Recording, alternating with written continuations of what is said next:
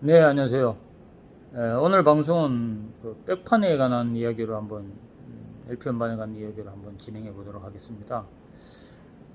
백판이라고 하는 그런 주제가 굉장히 어떻게 보면은 요즘 뭐 신세대 분들은 뭐 잘 모르는 단어일 수도 있는데 70년대, 80년대 음악 LP 음반을 모으신 분들은 익숙한 단어일 것으로 생각됩니다.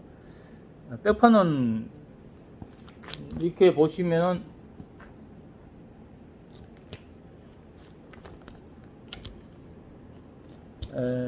이 백판은 뭐 레드잭 플린 백판입니다.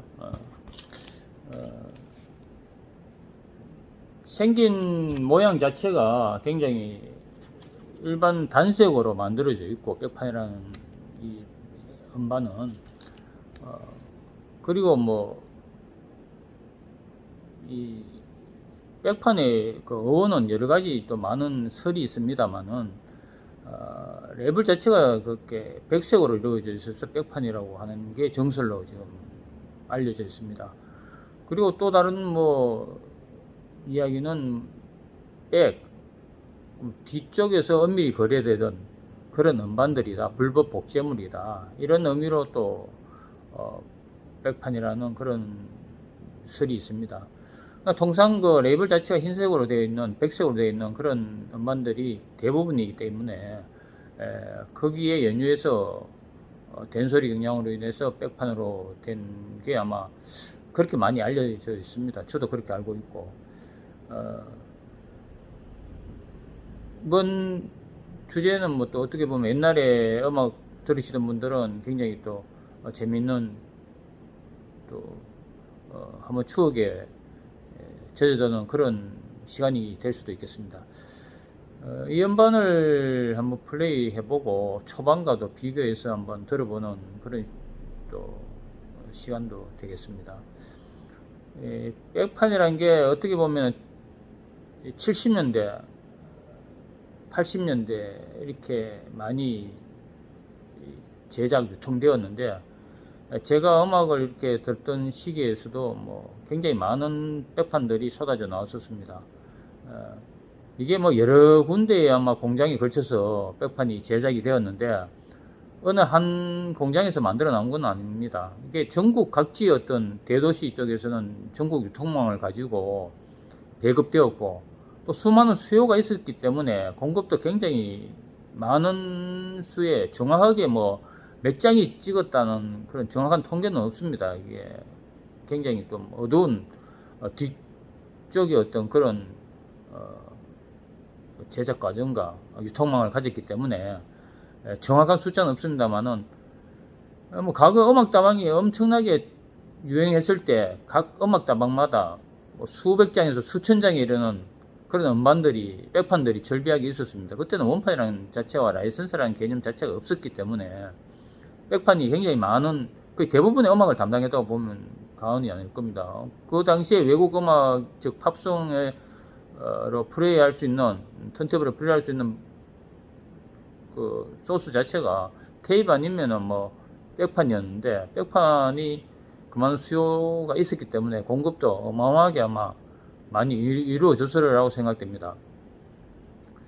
이 백판의 어떤 수요는 뭐 음악다방이 물론 그 도화선이 됐습니다만은 일반 개인적으로 음악을 좋아하는 사람들 이런 음악을 듣기 위한 방편으로는 이 LP가 유일한 수단이었기 때문에 그렇다고 해서 원판을 구입해서 들을 수 있는 그런 환경도 아니었고 지금은 뭐 컴퓨터로 클릭 하나로 뭐 전 세계의 어떤 모든 음반들을 내가 마음만 먹으면 구입할 수 있는 그런 현대 사회에 있습니다만은 당시에는 직접 발품을 팔아서 가서 음반을 구입하는 경우 외에는 내가 그 음반을 들을 수 있는 그런 방법이 없었기 때문에 직접 저도 뭐 백판을 굉장히 많이 모았습니다. 모으고 구입도 많이 했는데 직접 가서 구입할 수밖에 없었죠. 이 백판이라는 게 굉장히 저에게는 또 추억의 단어이기도 합니다만은 많은 분들이 또 과거에 어떤 그런 음반들을 모으시던 분 또 음악을 듣던 분들은 또 감회가 새로울 그런 단어일지도 하리라 생각됩니다. 우리나라가 뭐 1996년대에 그 사전 심의 제도가 정태춘의 장마와 종로에서 음반으로 인해서 가처분 신청을 해서 이게 받아들여져서 사전 심의 제도가 폐지가 되었습니다. 그 이후에 1990년대 IMF를 기점으로 해서 뭐 2000년 90년 말부터 90년대 중후반 말부터 굉장히 많은 수의 음반들이 거의 벌크로 이렇게 컨테이너로 막 국내에 들어오기 시작합니다. 당시에 원판이란 거는 미군 PX를 통해서 나와서 뭐 어떤 그 벼룩 시장이나 그런 쪽을 통해서 우리가 손에 넣을 수밖에 없는 구조였는데 수많은 음반들이 당시에 국내에 들어와서 정말 원판이라는 게 굉장히 많이 보급되었습니다. 그음으로 해서 가격 자체도 많이 다운이 되었었고 가격에는 굉장히 원판 자체가 굉장히 비쌌습니다. 그 대용으로 백판을 들을 수밖에 없었던 거죠. 라이센스 음반이 그렇게 모든 음반을 커버할 수 있는 그런 라이센스가 되어 있지도 않을 뿐더러 라이센스 음반 자체가 또 누락되는 뭐 금지곡 같은 경우에는 실려 있지 않기 때문에 그럼 완전체로서의 음반 자체로는 백판이 유일한 그 대안이었고 뭐 하나의 음악적인 도구였었습니다. 이 백판이 이제 음질이 뭐 열악하다, 뭐 나쁘다 그런 평들이 있습니다. 그거는 뭐 당연히 그럴 수밖에 없는 거죠. 라이센스 음반이든 뭐가 됐든 그런 음반들은 스탬프를 들여와서 프레싱을 하기 때문에 그나마 뭐 음질적으로 원판과 비할 수 없습니다만은 그래도 최소한의 어떤 음질 보장이 된다고 뭐 유설하시는 분도 계시지만은 백판이라고 모든 음반 자체가 음질이 나빴던 것은 아닙니다. 어떤 음반은 뭐 나쁜 경우도 있었습니다만 음질이 상당히 또 괜찮은 음반도 들어 있었어요. 그 이유는 백판이라는 게 제작 과정이 뭐 마스터링 지금이야 뭐 복각하는 가요 음반도 마찬가지지만은 지금 나오는 음반들 자체가 뭐 마스터링을 해서 뭐 어떻게 해서 프레싱을 해서 뭐 DMM이든 레코드든 그렇게 해서 찍어내는 거지만은 당시에 백판이란 거는 기존에 있던 음반을 가지고 찍을 수밖에 없었던 게 백판이란 거죠. 기존에 나왔던 음반, 즉 원판을 가지고 해적 공장에서 불법적으로 그 음반을 찍었던 겁니다. 그러니까 굉장히 어떤 면에서는 당시에 어떤 음악이 히트 치면은 바로바로 찍어야 되기 때문에 그런 부분에서 굉장히 음악적인 지식도 있어야 되는데 그런 부분도 이 백판 제작에 관련한 사람들이 나름대로 그런 어떤 기능 뭐 그런 정보력도 있었던 것 같습니다. 근데 이게 좀 여러 가지 말이 많은 어떤 후문도 있는데 대중의 수요가 뭐 있었기 때문에 쉽게 말해 1978년도에 나왔던 뭐 바넬리는 대본번 같은 경우에 뭐 율리 감미나 뭐 In Talking About Love 같은 경우에 굉장히 그때 당시에 뭐 아메리칸 탑40나 뭐 이런 우리 방송에서도 저도 뭐 지역이 뭐 서울이 아닌 지방에 있었지만은 여기 또 유명하신 DJ분이 계셨기 때문에 바로 방송에 나오면 그 다음에 바로 쫓아가면은 일주 뒤에 가면 그 음반이 백판으로 구입할 수 있었을 정도로 그렇게 신속하게 이렇게 유통망이 됐던 것 같아요. 그런 정보는 DJ들이 트는 음악들 그런 정보를 또 입수해서 이 사람들이 또 제작했는 경우도 있을 수 있고 그런 어떤 그 당시 어떤 음악적인 트렌드를 읽고 제작하고 유통하고 일사불란하게 이루어졌던 거죠. AC/DC의 뭐 백인 블랙 같은 음반은 1980년대에 나왔는데 당시에 뭐 나오자마자 마찬가지로 뭐 구입할 수 있었거든요. 제가 직접 구입을 했으니까 당시에. 이렇게 이제 백판이라는 게 전국적인 규모로 각 지역마다 음악다방이 또 한 도시에는 뭐 수십 개, 수백 개 정도의 어떤 음악다방이 있었으니까 또 개인들이 우리가 또 그렇게 음악을 접할 수 있었던 게 백판밖에 없었기 때문에 그 수요는 엄청났던 거죠. 그러므로 해서 공급량도 엄청나게 많았던 거고 그 백판이라는 공장 자체가 한 군데서 제작된 것이 아니라 여러 군데서 제작이 되었던 거죠. 쉽게 말해서 백판을 보시면은 뭐 이렇게 레이블이 있는데 그 라벨이 백색으로 된 라벨이 있는데 이 사람들이 공장 자체에서도 자기들 나름대로 어떤 라벨에 네임을 부여했던 겁니다. 쉽게 말해서 뭐 하이스테로라든가 뭐 스테로포닉, 뭐 라이프 스튜디오, 뭐 아래비 숫자로 54, 뭐 하이스테로라든가 뭐 하이스테로 라이트 이렇게 파생돼서 이렇게 뭐 다른 공장인지는 알 수 없습니다만은 이런 많은 라벨들이 있었어요. 백판도. 그러니까 수많은 공장들이 있었다는 얘기죠. 그 공장들이 그 프레싱을 했는데 이게 사실은 60년대에서도 백판이라는 게 있었습니다. 70년대, 80년대만 있었던 건 아니고 이런 음반들이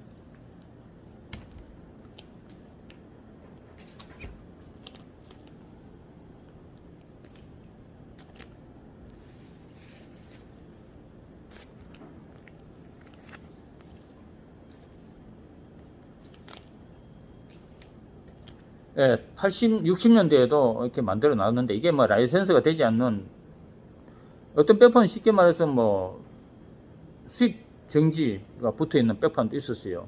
그런 거는 세금을 내고 찍었기 때문에 백판이 아니다 라고 할 수도 있겠지만은 엄밀히 말하면 부풀 복제물이 맞는 거죠. 지금 보여드리는 음반들도 정식 그 라이센스 회사 정식 공장에서도 찍었습니다. 이런 음반들을. 그리고 그 백판이라는 게 70년대와 80년대에 그 백판도 기존의 어떤 라이센스화 되어 있던 공장들에서 엄밀히 또 그 직원들이 또 찍었을 수도 있고 뭐 여러 가지 후문들이 많이 있습니다. 이 부분은 뭐 정확하게 증거가 있는 건 아니고 또 뭐 그런 여러 가지 뒷말이들이 있다는 거죠. 그래서 전혀 뭐 모르는 사람이 이렇게 백판 찍을 수는 없는 거죠. 구조상. 그 제작에 어느 정도 관계가 되어 있는 사람들이 찍었고 그 정보는 라디오 DJ나 뭐 그런 방송에 관계되는 사람들이 정보를 줬을 수도 있고 그런 정보를 듣고 그 음악을 발빠르게 바로바로 공급해 줬기 때문에 우리가 또 그 당시에 음악을 듣고 바로 음반을 구입하는 그런 어떤 선순환이 계속 이루어지는 거죠. 그래서 백판이 나쁘다, 좋다 이런 의미가 아니고 부풀 복제물이다, 나빴다는 게 아니고 이게 하나의 어떤 음악적인 청취 수단으로 이렇게 백판이 될 수밖에 없었다는 그런 현실적인 제약이 있었던 거죠, 당시에. 그래서 이 백판은 하나의 어떤 문화 아이콘이다, 어떻게 보면. 제 입장에서는 뭐 그렇게 강변하고 싶고, 좋은 의미로 해석을 한다면은, 그런, 당시의 어떤 음악적인 자양분을 공급해 줄 수 있는 하나의 어떤 매체가 되었다. 이렇게 저는 뭐 생각하고 있습니다. 우선 이 1976년도에 나왔던 75년도죠. 레드 제플린의 6집 음반 피지컬 거리 파티에 수록된 곡 한 곡 백판과 뭐 초반을 한번 듣고 또 한번 얘기하도록 하겠습니다.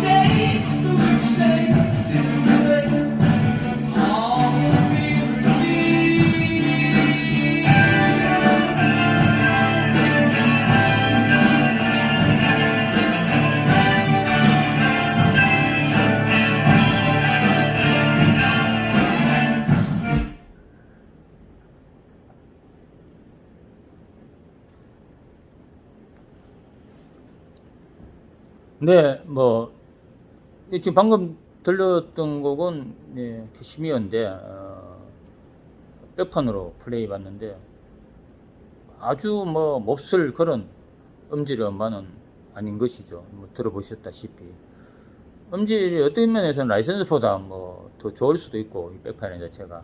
근데 제작 과정은 굉장히 열악했던 거죠. 이 공정 자체가 이게 뭐 정식적으로 대규모 어떤 공정을 가지고 생산 공정을 가지고 찍었던 것은 아니기 때문에 열악했던 것만은 분명한 사실인데 그래도 어떤 면에서는 뭐 굉장히 음질이 좋은 경우가 있어요. 라이센스보다 훨씬 더. 그래서 이게 뭐 원 음반 자체가 쉽게 말해서 원판을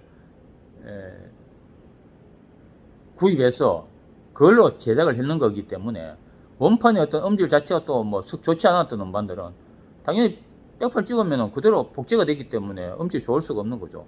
그 원판을 뭐 민트급의 어떤 음반이라든가 뭐 그런 뭐 영국 초반이라든가 뭐 굉장히 음질적으로 유리한 고지에 있는 그런 어떤 LP의 경우에는 백판을 찍었을 때 음질은 당연히 약간 다른 제작 음반에 비해서 좋을 수가 있는 것이죠. 그래서 이게 백판을 찍으면 그대로 원본을 그대로 복사를 했는 거기 때문에 매트리스 넘버까지 그냥 그대로 찍히는 경우가 많아요. 백판은 거의 대부분 그렇게 그대로 복제를 하는 것이기 때문에 원판의 어떤 상품 자체가 상태가 깨끗하거나 뭐 초반일 경우에 백판의 음질도 거기에 비례해서 더 좋아질 수 있는 그런 구조가 되었던 것이죠. 이번에는 뭐 또 한 곡도 같이 비교해서 한번 들어보시겠습니다.